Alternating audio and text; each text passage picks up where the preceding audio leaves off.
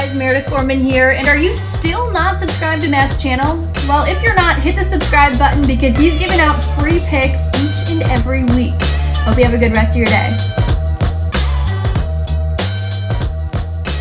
NFL Week 10. NFL Week 10 is here. We missed last week, guys, so I do apologize for that. Traveling issues, some Wi-Fi issues, the flight delays, so I wasn't able to get it out. First video probably in about 2 years that I missed. So still got my UFC video out. Hopefully you did tail that. We did have a bunch of free winners over there. Back from Vegas, back from California. Great times over there. Got to meet some friends and clients. And I got to relax over in California. Obviously in Vegas I was busy at the books, but that was fun to check out 4 or 5 different books. I got to go to Mandalay Bay. Superbook, I stayed at Westgate for a few nights and also checked out Circa Sportsbook. Superbook's still the best at the end of the day, guys. I don't care what you guys say or what people are saying. Oh, the Circa book's the best, it's new, this and that. Superbook is the best at the end of the day. Maybe Circa has it's a little more lively in there. Superbook's more business, guys, trying to make some money. Circa's a little more party-ish. From what I found out. But yeah, great times there. Tons of upsets last week, guys. So probably a good thing I didn't put out a video because I didn't have a great week last week. Still alive in the Circa Survivor, which I'm happy about. We had Indy. Only around 600 entries left. So it's looking pretty good as of right now. Going deep into it all the way, making it to week 10. Last week wasn't great. 1-4. Worst week so far for me. In the NFL and around the market. It was the biggest week the books had in years, I've heard. So a lot of upsets, even spreads that weren't called huge upsets just didn't go your way. And you're going to have that, right? It's going to happen. The good thing is I cap other sports. I'm not just an NFL capper. I cap 5-6 other sports and we're killing all those sports. So it's good to be able to do that. Bengals screwed me on a teaser. I had Browns. Who's seen Browns scoring 45 points on the road or whatever it was in the 40s? I had the under in that game as well. I also was on the Rams. A good spot for them, but Stafford just played terrible. If you look at it, it wasn't Tennessee. I was right that saying Tennessee's offense wasn't going to overwhelm you or play that good. They didn't. Tannehill did not play good. It was their defense that played surprisingly well. They had some turnovers. They were able to capitalize and score off those turnovers. So that's tough to see happening, right? So it's just a bad week and a lot of upsets that happens. And when the upsets happen, it's mainly because things that are uncontrollable happens there, right? Hey, I'll be looking at 3 games like I always do. Monday nighter, like always. I provided my Underdog outrights. 6-2 on those on the year. Teaser's been up and down all year, so we'll try to get a winner here for you guys. Weekly update. Still profiting this season in the NFL, but not crushing it by all means. It's been up and down so far this year. 18-13 spreads and totals. Teaser hasn't been profitable for us, but props have. So it's been up and down so far. It's still profitable on the season. Still tons of time. UFC continues to do well. 71% client run over 3 months now. 45-18, guys. 45-18 long-term client run. PGA still holding strong. 70% best bets over 2 years, guys. Highest in the market. You will not find higher than that. Even the outrights. My outright run, there was 5 outrights and 7 events, which is wild now. Obviously, there's going to be regression in the outright market when you're trying to hit plus 3,000, plus 18,000. Obviously, there's going to be outrights. So 5 outrights in the last 11 events. I'm hoping to hit one any week now coming up. And 64 units in the prop market. NBA, great start in the NBA, 9-1 right now. 9-1 NBA start, all bets. So we are looking good there. NHL limited right now around the 500 mark. I have a couple bets pending. It's Thursday right now. I have a couple of NHL bets pending tonight, so we'll see how those go. Remember, guys, System Sports Capping, systemsportscapping.com to start profiting long-term while you watch your favorite sports, right? What's better than even if you're not a big sports bettor, I have guys that are big sports bettor, about thousands and thousands of dollars per game. But even if you're not a big bettor and you just bet small, it's a great opportunity to enjoy the games and bet small, right? I provide unit plays, so you just have to decide what your minimum and max bet is, and that's it. And you bet from there and enjoy the games with some action on it. Sports betting is taking over the industry, guys. It's taking over the world slowly. You wait and see. Like and subscribe, guys. Comment. It helps me out a lot. All that fun stuff. Comment, subscribe, share. Let your friends know that free winners are given out each week. Let's go over the 3 games, and let's start with the Vikings at Chargers. Vikings at Chargers. We're going to start there. Chargers -3 at home. Total 53.5. I agree with the line here. It should be a fun one here. Should be a fun one here in LA. I expect to see some points. Over 53.5 is the question. It's a tough call there. Herbert got on track. Herbert got on track versus the Philly secondary. However, most QBs couldn't do that against the Eagles, right? He threw for 356 yards, guys, and 2 TDs with great passer rating of over 123 after back-to-back down weeks. But he did show that he is one of the better quarterbacks in this league by bouncing back. The key there was hooking back up with Keenan Allen. He's your best wide receiver. He's one of the better possession wide receivers in the NFL. 13 targets last week, 12 receptions, and over 100 yards. I think the Chargers have to get him involved heavily every week. Every week it's a must, a week in and week out, and Allen should have another big game here against Breeland.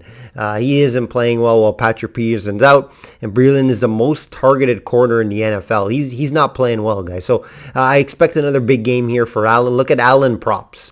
Allen props here over, especially on receptions. I like Allen receptions over because he'll get receptions, maybe not always the yards, but he does get the receptions. Overall in the year, Vikings pass D has actually been solid, 10th in passer rating and 4th in completion percentage due to, it's more of a team effort. It starts with getting to the QB, though, for the Vikings, and that's what they've been able to do. Good O-line in LA, though. Good O-line, so I don't expect it to be a big problem for them. Rush defense is Minnie's weakness, so I expect a lot of Eckler here. Eckler props may be a look here. Vikings rank 30th versus the run. But speaking about bad teams versus the run, the Chargers are the worst, guys. They're the worst. And in comes Dalvin Cook and Matheson. Cook should have a big day. Cook should have a big day here. Chargers are ranked dead last versus the run in the NFL, allowing 5.0 yards per carry. 5 yards per carry, guys. Cousins didn't look great the past few weeks, at least from the yards standpoint. He hasn't been looking that great this year, to be honest, guys. He has pop-off games, but he's under 200 yards in his last 2 games. I give the edge to the Chargers here with Herbert. Better quarterback. Running back room goes to the Vikings. And the defense is fairly even. But Chargers being at home, it is a tough call. Vikings will be an underdog look for me in the underdog segment. But, I lean for them maybe to cover here a +3. It's a tough call from a side standpoint. But I'm going to play a sneaky under here. A sneaky under 53.5. I don't think it's going to make my betting card this weekend for clients. But if I had to bet this game here, I think it would be the under just because I think there'll be a lot of running. I think both teams' defense weakness is running. So I think they run and kill the clock a lot. So I don't think it gets over that 53.5. Chiefs -2.5 at Raiders. Total 52. Always a fun one when these two divisional rivals get together. We always see big games, good games last year. Remember, Raiders beat them once last year, and always high scoring for the most part. Are the Chiefs back? I don't know. Winners of 2 in a row. Mahomes didn't throw a pick last game. Watch out. No, I'm joking, guys. Yes, sure things may be looking up because they're winning. But against Green Bay without Rodgers. If Rodgers was in that game, KC would have lost that game. Right? Green Bay's D actually played well. Mahomes' numbers weren't great. So let's not get too excited about this 2-game win streak. His last 3 games, guys, have been sub-80 rating. Okay, sub-80 rating. Something is wrong. He just isn't looking the same. Seems like the Hill connection isn't there. That's a big issue. He's not getting the big bombs to Hill. Last week, 11 targets to Hill, 4 receptions for 37 yards, guys. Something's going on. Something's wrong, right? Hard to say what the real issue is. Like I can't really put a pinpoint on it. Kelsey's been okay. He had a decent game last week, but he's not having the big games either. Raiders D against the pass has been solid. So KC could struggle again here, right? Mid-pack, but second in yards per attempt in the NFL, which could be key against a KC team. What I think the issue with KC is the run game. There's no run game in KC. I do think it is an issue here, making KC more one-dimensional than ever. Raiders, with them on their side, can they get to the QB, right? Can they get to KC? And yes, they can, because Raiders all year long have been getting to quarterbacks, and that's what their strength's been, and that's why they've been winning games. So if they can get to Mahomes, they have a good chance to win this game. I've been wrong about the Raiders all year long. I'm not going to lie. I don't think I bet maybe against them twice, and I think I lost both times. So I'm not going to take Chiefs here and bet against the Raiders, especially after a tough loss against the Giants. I expect them to come out here and show up. It's a tough call from a side standpoint. Carr's been great this season, but he had a tough game last week. So I expect him to bounce back. Ruggs, how much is Henry Ruggs a loss here? He's a deep threat that spread out the field. He wasn't having crazy games. He had a couple good games, couple big catches, but he does spread the offense out. So I think it could be a bigger loss than we may expect. We'll see here, though. Against this KC defense, though, we should see Carr get back on track. I expect a lot of Waller here in this one. Jacobs running the ball. Tough game to call, guys, but, I like the over here. I lean the over, 52. I just won't be betting it from a side standpoint. It is a tough call. Should be a close game, but, yeah, I think this should get over. Most of these games that they do play do get over.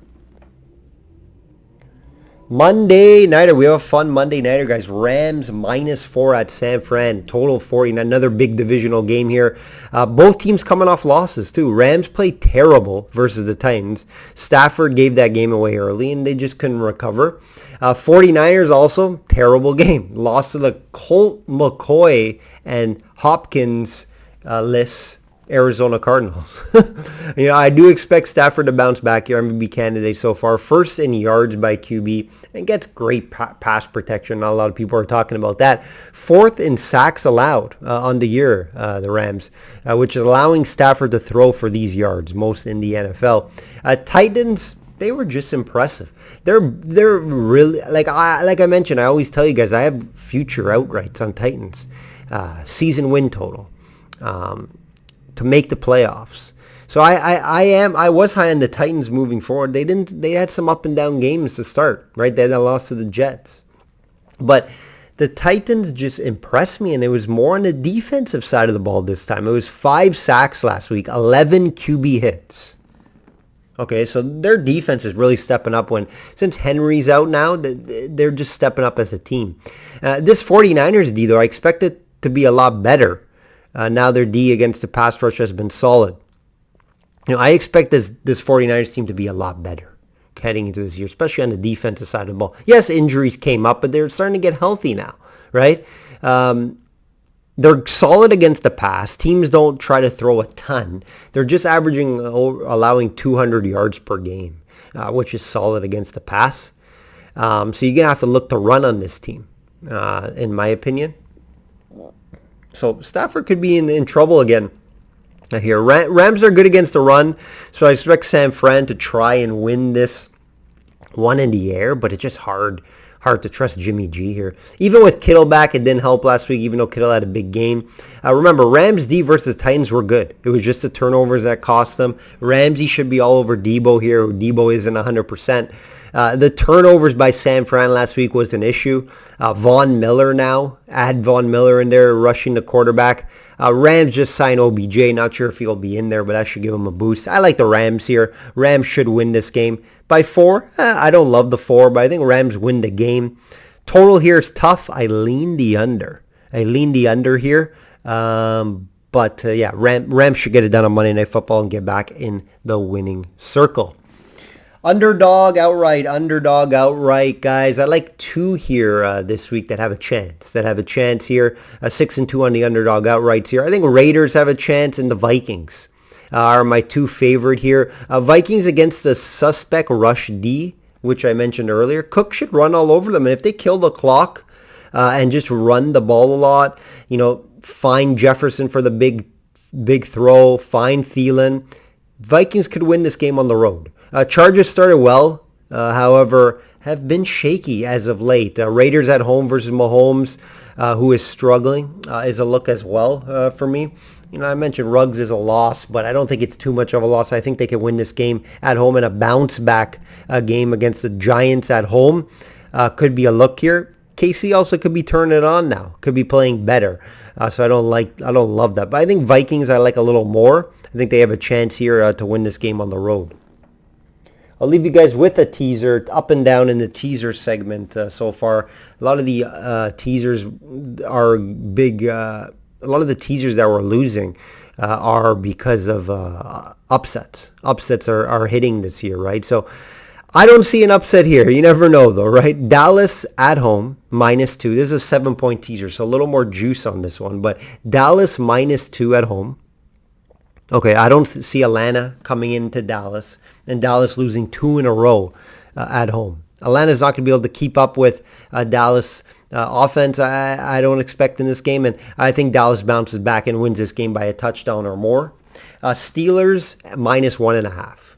So both home teams, I do think they get a win. I think Detroit kind of hangs around in that game, but I think Steelers do enough to win. Expect Steelers defense to just be too much for Goff. I think the Steelers defense shows up and wins the game for them in a lower scoring game, but Steelers get it done.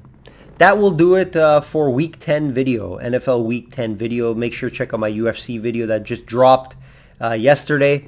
Enjoy Week 10, guys. I'll be watching the Baltimore game here shortly. Hopefully they get it done. No Tua, so that always does help a little bit. I was worried maybe a little bit about a Miami upset game here special, but with Brissett, no chance. All right, guys, like I always say, bet smart and know your limits. Take care.